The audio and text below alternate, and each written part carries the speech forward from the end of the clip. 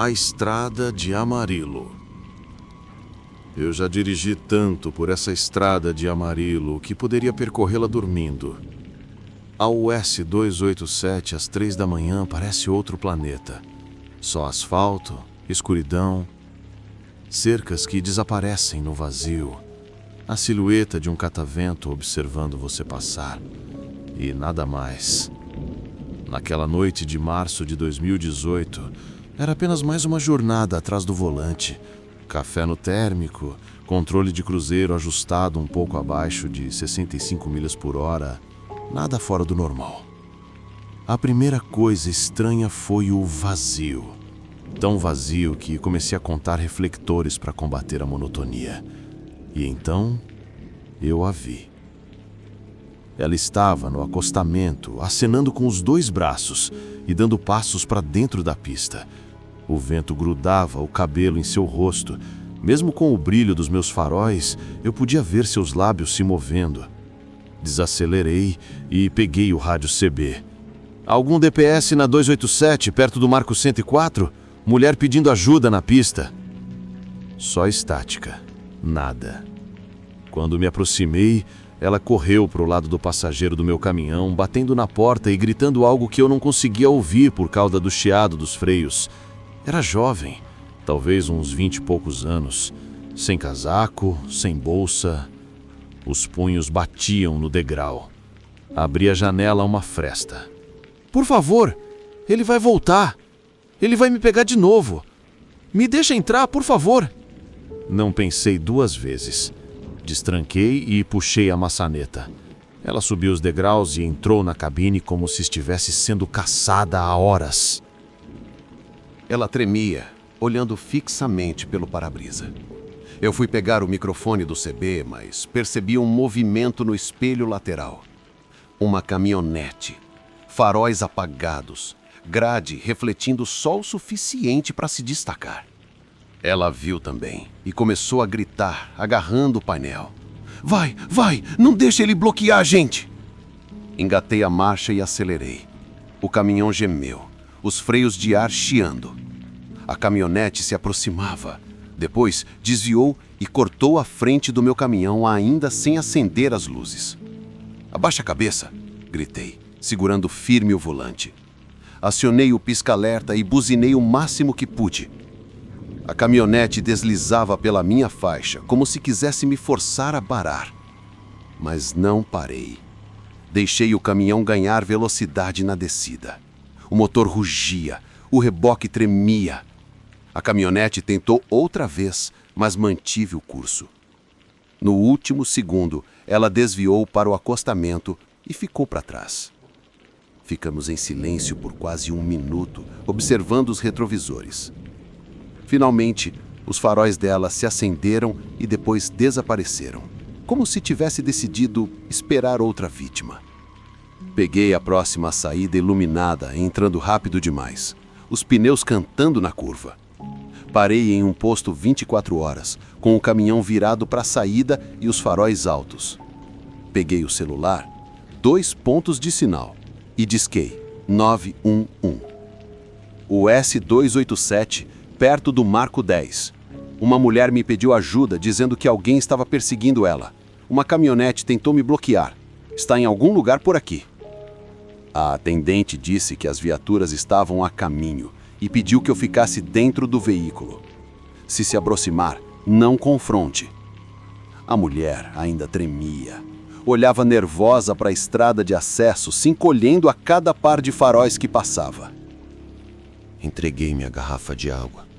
Depois de alguns goles, ela começou a falar, atropelando as palavras. Ele me pegou na saída de Amarillo. Disse que me levaria até Oklahoma City, mas quando pedi para descer num posto, ele trancou as portas.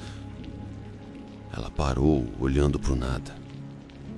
Eu pulei quando ele desacelerou no acostamento. Achei que tinha despistado ele, mas ele deu a volta. Disse que agora estávamos seguros, que a polícia já vinha, mas ela continuava agarrada ao painel, pronta para fugir de novo. Mantive o motor ligado e os faróis altos apontando para a estrada. 15 minutos depois, Vi o reflexo das luzes vermelhas e azuis. Uma viatura entrou no posto, depois outra. Desci devagar, mãos à vista, e expliquei tudo. Eles ouviram a história dela primeiro. Um dos policiais anotava, ajoelhado ao lado da porta do passageiro. Ela contou o mesmo, que pegou carona, que o homem se recusou a deixá-la sair, que a perseguiu quando ela fugiu. Outra viatura vasculhou a estrada lateral. A caminhonete havia sumido. Um policial disse: poderia ter virado em alguma estrada rural, quilômetros de terra por aqui. No escuro, desaparece. Ofereceram levá-la a um abrigo em Amarillo. Ela aceitou na hora, desesperada para entrar no carro deles. Antes de ir, olhou para mim, quase cultada, e sussurrou: obrigado por parar. Assenti, sem saber o que responder. Quando tudo ficou quieto de novo, peguei a lanterna e dei uma volta no caminhão. As correias do reboque estavam intactas, pneus normais, apenas uma marca de poeira no puxador, onde ela se agarrou para subir. Não estacionei em Amarillo naquela noite. Dirigi mais 2 horas e parei num posto cheio de caminhoneiros. Cortinas entreabertas, chave na mão, luzes por perto. Um hábito que nunca perdi. Uma semana depois, um patrulheiro me ligou. Registramos o caso, disse. Nenhuma caminhonete corresponde à descrição, nenhum suspeito preso. E só. Uma noite tranquila, ele chamou. Mas até hoje ouço a voz dela quando penso naquele trecho da estrada. O jeito como ela disse: ele vai me pegar de novo.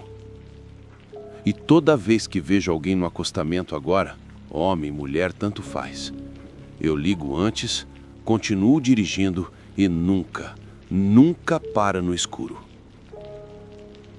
Torne-se membro do canal e tenha acesso antecipado aos vídeos. Não se arrependerá.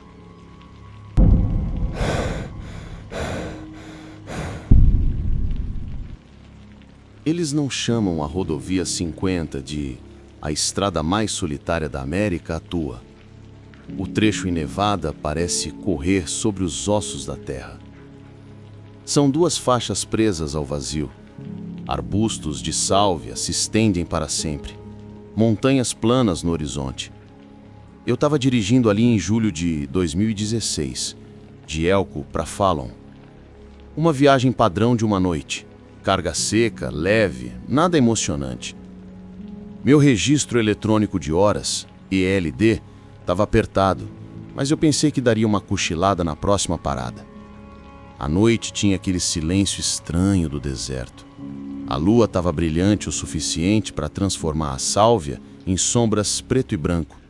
Formas planas como recortes de papel ao longe. Rádio totalmente silencioso. Lembro de pensar: boa noite para uma viagem tranquila. E foi quando eu notei uma forma à frente. De 1 milha de distância, parecia um bloco atravessado na minha faixa. Escuro, errado. Quando cheguei mais perto, vi que era um sedã estacionado, de lado. Sem pisca-alerta, capô fechado.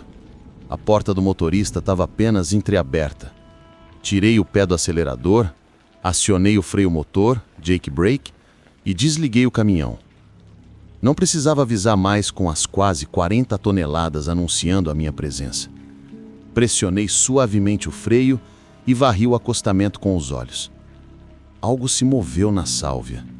Baixo, rápido, como cabeças se abaixando. Então outra forma apareceu do lado oposto. Foi quando meu sangue gelou. Isso não era uma pane, era uma armadilha. Caminhoneiros têm uma lista de regras não ditas. Uma delas é: não coloque seu nariz num problema que outra pessoa armou, especialmente numa estrada vazia, sem sinal de celular e sem testemunhas. Você não sai do veículo a menos que saiba exatamente onde se está metendo. Eu tinha segundos para decidir. O acostamento era muito íngreme. Parar e dar ré seria receita para um tombamento no barranco. Só restava ir para a esquerda, passar pelo meio. Reduzi uma marcha, alinhei o caminhão e toquei a buzina do ar. Um longo e astridente apito. Meu para-choque bateu na lateral do sedã, bem no centro. O carro deu um tranco. Os pneus gritaram enquanto deslizava para o lado. Cascalho bateu na parte inferior do caminhão. 2 figuras saíram correndo da sálvia, se espalhando para trás em vez de avançar. Isso me disse tudo o que eu precisava saber. Eles não estavam desesperados, só oportunistas. O sedã rodou o suficiente para abrir uma pequena fresta para mim. O trailer tremeu, mas aguentou. Segurei firme no volante, não desviando. Só segui em frente. Quando o trailer passou, finalmente respirei fundo. O deserto estava silencioso, como se nada tivesse acontecido. Chequei o retrovisor. O sedã estava torto no escuro, nenhuma luz acesa, nada vindo atrás. Mantive a velocidade em 55 mph. Olhos grudados em cada saída como se fossem bocas abertas esperando me engolir. O cochilo planejado foi embora. Dirigi além do permitido até o horizonte ficar azul. O posto de combustível fora de Fallon parecia paraíso. Luzes fluorescentes zumbindo, outros caminhões alinhados como guardiões. Estacionei de frente para a saída, desliguei o motor e minhas mãos simplesmente continuaram agarradas no volante. Quando finalmente fiz a inspeção, encontrei um risco de tinta. Não era meu, marcado bem embaixo no para-choque. Dentro do posto, pedi um telefone fixo e liguei para a polícia rodoviária. Passei o marco quilométrico e os fatos. O sedã atravessado na faixa, contato físico, pessoas no mato. O policial disse que eu não fui o primeiro a denunciar bloqueios na estrada. Podiam ser ladrões. Podia ser algo pior, disse ele. Apenas um registro feito e mais um alerta no arquivo. Tentei dormir, mas todo o som no estacionamento parecia um passo. Quando finalmente segui viagem, o deserto parecia normal novamente. E essa é a parte que pega você. Quão rápido tudo volta a parecer vazio, inocente, inofensivo. Mesmo agora, quando penso no caso, não lembro tanto do carro quanto dos movimentos na sálvia. Silhuetas humanas se abaixando, como coiotes se escondendo dos faróis. Isso ainda me arrepia. Hoje em dia, não cochilo mais na rodovia 50. Prefiro parar em postos iluminados, mesmo que isso signifique dirigir mais alguns quilômetros. Se eu ver um carro atravessado na estrada de novo, já sei meu plano. Buzina e geometria. Nada mais. Porque naquela noite, aprendi algo simples e cruel. Algumas pessoas contam com o fato de você ser melhor do que elas. Elas esperam que você pare. E lá no escuro, ser decente é a porta que estão tentando arrombar.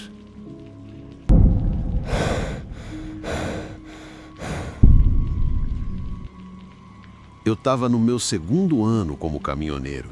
Tinha 25 anos na época e ainda aprendia em quais instintos eu podia confiar. Tulsa, agosto de 2019. Eu tinha planejado cuidadosamente a parada para abastecer, entrando naquela janela tranquila entre o horário do jantar e o público dos bares às 2 da manhã. Normalmente é quando os postos estão mais calmos. Passar o cartrão, encaixar a bomba, colocar a luva, usar o banheiro, pegar uma bebida energética e voltar ao caminhão. Sempre na mesma ordem, porque quanto menos você pensa, mais rápido percebe quando algo está errado. Naquela noite, estacionei perto das bombas, perto o suficiente da porta para diminuir a caminhada. Alguns caminhões estavam estacionados do outro lado do estacionamento, motores zumbindo como música de fundo. Passei meu cartão, encaixei a bomba e encostei na lateral do meu caminhão, esticando as costas. Então ouvi um sussurro tão fraco que pensei a princípio que fosse o barulho das bombas. Não me deixe. Virei e vi uma garota parada na beira da Ilha das Bombas. Uns 17 anos, talvez. sem casaco, sem bolsa, só shorts e camiseta, sapatos sem meias. O cabelo preso de qualquer jeito, como se tivesse saído às pressas. Ela não cambaleava, nem falava enrolado, como alguém bêbado. Estava com os olhos claros, mas aterrorizada. "Você tá bem?" perguntei. Ela olhou para um sedã prata estacionado perto da loja. 2 homens encostados no carro. Eles não olhavam para ela, estavam me encarando. Os ombros dela se curvaram, como se ela tentasse encolher. "Não me deixe", sussurrou novamente. "Vem comigo para dentro. Vamos falar com o atendente." Ela hesitou. Os pés dela se mexeram, como se quisesse sair, mas esperava permissão. Os homens ao lado do sedã ficaram imóveis. E foi isso que fez meu estômago se apertar. Eles não a chamaram de volta, nem a repreenderam por falar comigo. Apenas observavam como se eu fosse a variável que estavam medindo. Me afastei de lado, mantendo os olhos neles, e soltei a bomba. A bomba apitou, mas deixei o combustível correr. Juntos, eu disse a ela de novo, "Senhor Sussurro." Dessa vez ela me seguiu para dentro. O atendente levantou os olhos do balcão. "Chame a polícia", falei, sussurrando. Os olhos dele olharam para a garota e voltaram para mim. Sem hesitar, pegou o telefone debaixo do balcão. "Qual é a emergência?" perguntou. "Possível sequestro", respondi. "2 homens lá fora, sedã prata." Ele repetiu as palavras para o telefone e completou. "Preciso de uma viatura agora." Me virei para confirmar se a garota estava comigo, mas ela não estava. "Senhorita!" chamei, enquanto verificava os corredores. Não tinha porta do banheiro abrindo, nem freezer aberto. Ela simplesmente sumiu. O atendente resmungou baixo, ainda na linha com a central. Ela entrou com um caminhoneiro. Agora sumiu. 2 homens do lado de fora, perto de um sedã, sem placa visível. Ela desapareceu tão repentinamente quanto apareceu. Os homens lá fora não se moveram em direção à loja. Ficaram encostados no sedã, ainda me observando. "Não vá lá fora", disse o atendente rapidamente. "Espere os policiais, eles estão perto." Ficamos lado a lado, usando as janelas da loja como espelhos, tomando cuidado para não ficar muito perto. 90 segundos passaram lentamente. Então, luzes vermelhas e azuis varreram o estacionamento. O sedã saiu devagar, como se nada tivesse acontecido. Os policiais ouviram meu relato e depois revisaram as imagens da segurança. A figura da garota apareceu na tela, pequena e borrada. Os homens eram apenas sombras perto do sedã. Nenhuma placa foi possível identificar. Nenhum boletim de pessoa desaparecida correspondia à descrição dela. "Você fez a coisa certa", disse o policial mais velho. "Traga as pessoas para dentro. Mantenha-as em área de câmeras. Envolva a equipe. Não isole ninguém." Eu assenti, mas minha mente estava presa no sussurro dela. "Não me deixe." Aproximei meu caminhão dos outros motoristas. Não saí imediatamente. Fiquei com o motor ligado, revivendo cada detalhe. Eu deveria ter agarrado o braço dela? Deveria ter puxado ela mais para dentro? Ou será que era exatamente isso que aqueles homens queriam? Que eu saísse sozinho para o estacionamento? Continuei checando sites de notícias depois, esperando que algum desaparecimento fosse registrado. Nada apareceu. Talvez ela fosse isca. Talvez estivesse realmente implorando por ajuda. Talvez fosse as duas coisas. Eu nunca saberei. Desde aquela noite em Tulsa, aviso outro caminhoneiro pelo rádio quando paro depois da meia-noite. Peço aos atendentes para me observarem entrar e sair. Coisas simples, mas que fazem diferença. Porque a parte mais assustadora nem sempre é o que acontece. Às vezes é o que quase acontece. Ou que você nunca descobre. Aquela noite em Tulsa me ensinou isso.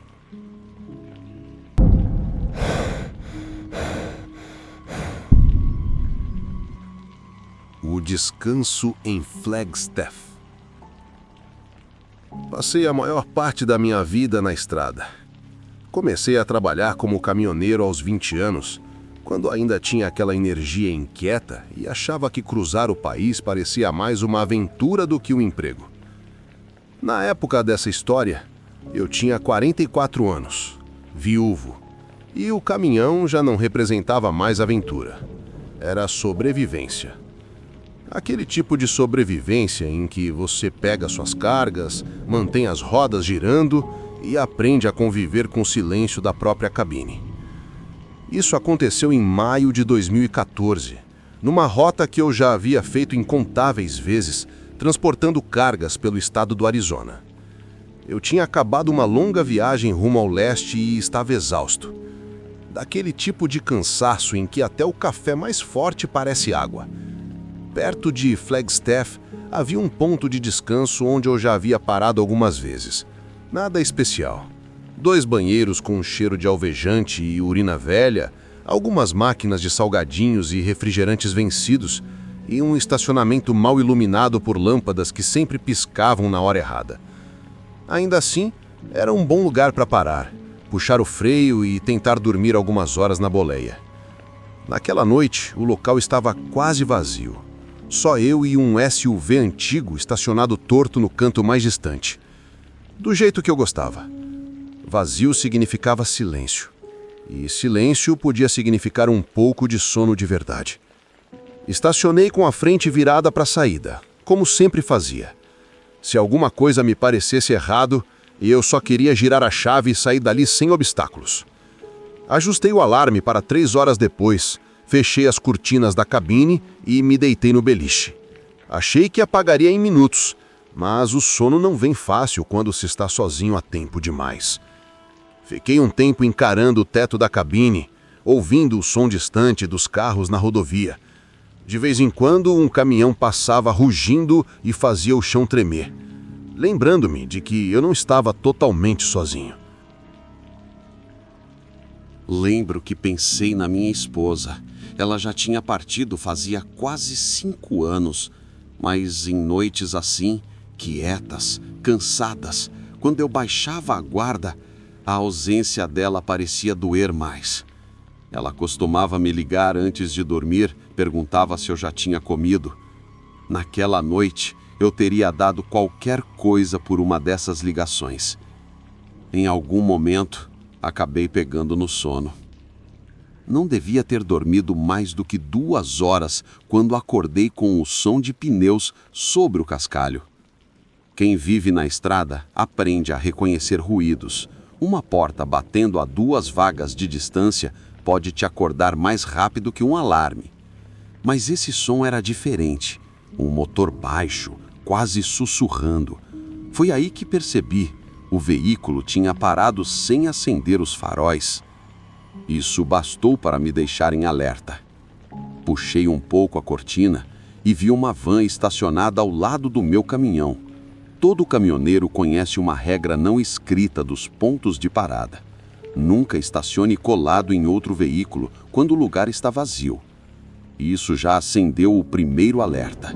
Havia dúzias de vagas, mas aquela van parou rente à minha lateral, quase encostando. Aquilo não era coincidência. Afastei um pouco mais a cortina. A porta lateral da van estava perfeitamente alinhada com os degraus da minha cabine, bem na altura da minha porta. Nenhum movimento, nenhum barulho, só um retângulo escuro, sem placa visível. Tentei me convencer de que podia ser só alguém parando para descansar. Mesmo assim, calcei as botas e mantive a mão perto da cordinha da buzina de ar, acima do assento. Eram cerca de 2h40 da manhã, quando ouvi um leve som metálico, como se algo tivesse tocado os degraus. Em seguida, sussurros. Duas vozes baixas, tentando não ser ouvidas. Me inclinei para ver melhor. Foi então que os vi. Duas silhuetas agachadas, bem ali, perto da maçaneta, esperando eu sair. Não há palavras para descrever o tipo de medo que me tomou naquele instante. Não era pânico, daqueles que fazem você correr. Era um medo frio, calculado, que deixa tudo em foco e o corpo pronto para reagir. Eles não estavam ali por acaso. Não eram viajantes. Eram caçadores. Sem pensar demais, puxei a buzina de ar. O som sacudiu o caminhão inteiro, fez os espelhos vibrarem e ecoou pelo estacionamento como um tiro. Eu esperava que corressem. Qualquer pessoa correria. Mas eles não correram. Recuaram por um segundo e então avançaram em direção à minha janela. Um deles pôs as mãos em concha e gritou: "Sai do caminhão!" O outro começou a bater na porta com força suficiente para fazer a cabine tremer. Seja lá o que quisessem, não era ajuda. Consegui ver os rostos deles, ou o suficiente para entender suas intenções. E elas não eram boas. Não esperei mais. Liguei o motor, pisei na embreagem e arranquei. O caminhão saltou para frente e eu acelerei rumo à saída. O reboque balançava, a carga gemia, mas eu não me importei.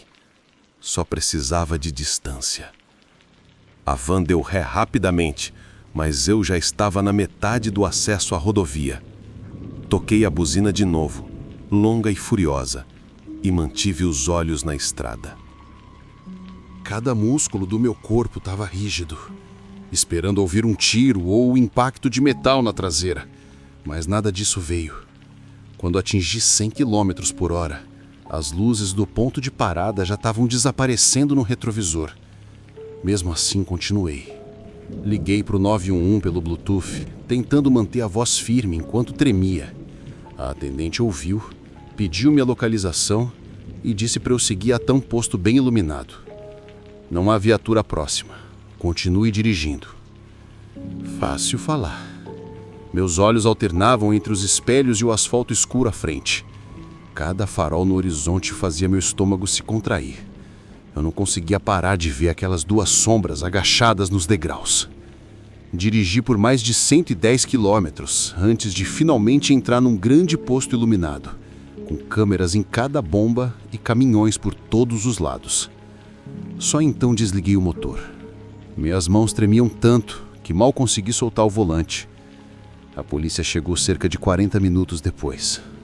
Disseram que eu fiz a coisa certa. Sair rápido e fazer barulho. Mas isso não me deixou mais tranquilo. Só me fez pensar em quantos motoristas não tiveram a mesma sorte. Depois daquela noite, mudei meus hábitos. Nunca mais dormi em áreas de descanso isoladas. Só paro em postos 24 horas, com câmeras, atendentes e outros caminhoneiros. Às vezes, até deixo o motor ligado enquanto cochilo, só para sentir que posso sair dali num segundo. Nunca vi os olhos deles claramente, mas jamais esquecerei o jeito como me olharam. Como se eu já fosse deles. Bastava abrir a porta. Esse é o tipo de coisa que muita gente não entende sobre a estrada. A cabine parece uma fortaleza quando você está dentro. Mas não é. Basta uma decisão errada, um momento de confiança, e a fortaleza vira uma armadilha. Eu aprendi isso da pior maneira. Numa área de descanso quase vazia, nos arredores de Flagstaff. E desde então, sei que nunca mais vou dormir tranquilo na estrada.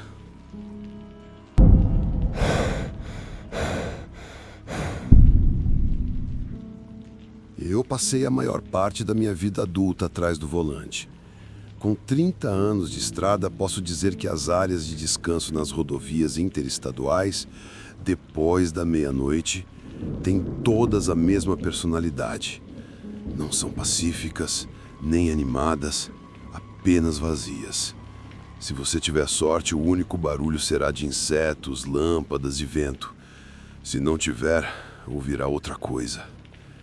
Isso aconteceu na I-64, perto de Louisville, em junho de 2015.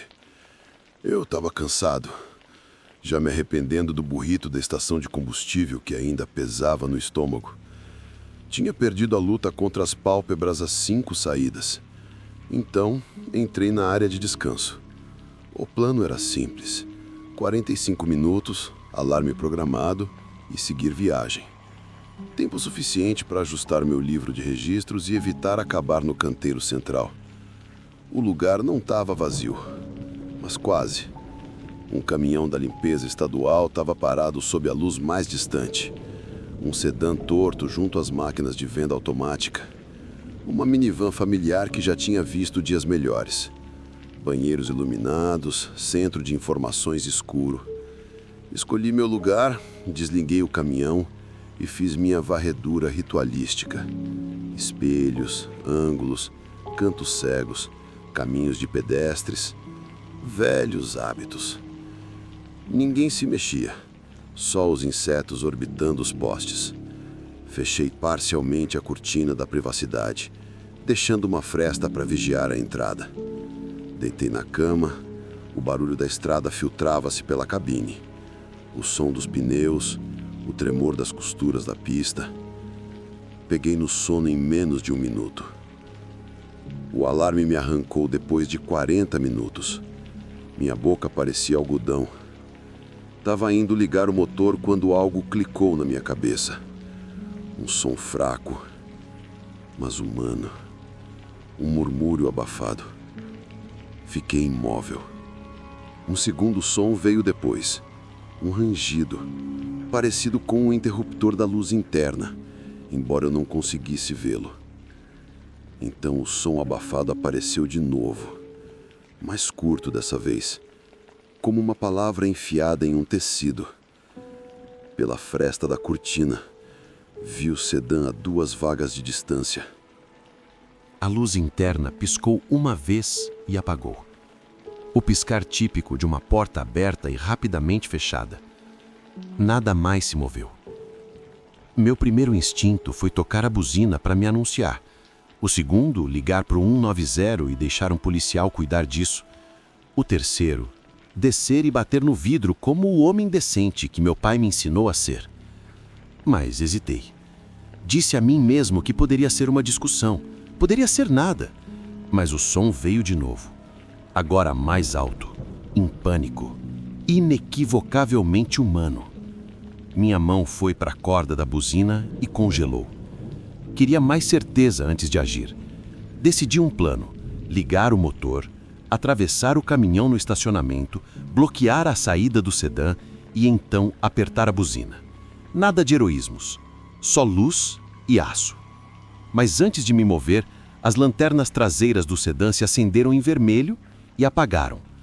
O carro se alinhou, deslizou para frente sem faróis, abraçando as sombras até o último segundo. Então o farol se acendeu e ele sumiu, subindo a rampa e sendo engolido pela rodovia. Saí atrás mantendo distância, não para alcançá-los, sabia que não poderia, mas para me mexer, porque ficar naquele silêncio parecia pior. Mas havia 2 saídas, e quando escolhi uma, todos os carros eram apenas luzes traseiras anônimas. Parei em uma praça de caminhões 24 horas, iluminada por luzes fortes. Liguei para o 190, contei exatamente o que tinha visto. Carro, luz interna, gritos abafados. A atendente perguntou marca, modelo, placa. Eu tinha pouco a informar. Ela disse que enviaria uma viatura e perguntou se eu queria um retorno. Eu disse que sim, embora temesse o toque. Horas depois, um policial jovem retornou a ligação. Eles checaram a área de descanso, os banheiros, os acostamentos por 10 milhas. Nada em comum. Nenhum carro correspondia à descrição. Nenhum corpo. Nenhuma prisão. Ele me deu um número de ocorrência. A versão burocrática de um encolher de ombros. Durante semanas fiquei me perguntando: Foi um grito de socorro ou um engano? Escapei de uma armadilha ou deixei alguém para trás? Se você quer uma resposta clara, eu não tenho. Não houve notícia, cartaz de desaparecimento, nem número de placa para anotar no caderno. Apenas um carro torto, um lampejo de luz, um som abafado e minha própria hesitação. É isso que ficou. Não o que fiz, mas o que não fiz. As pessoas me perguntam se eu sou assombrado. Assombrado significa que algo te persegue. Isso não. Isso apenas fica lá, como um marco quilométrico que eu passo de vez em quando na minha mente. Um lembrete de quão tênue é a linha entre não fazer nada e fazer algo. E quão rápido ela desaparece quando o momento se vai. O silêncio das áreas de descanso depois da meia-noite não é paz. É uma pergunta. Naquela noite, eu respondi tarde demais. E desde então, tento responder mais cedo. Se você também achou que a parte mais assustadora não foi a praça de caminhões, mas perceber que ninguém viria ajudar, você está começando a entender.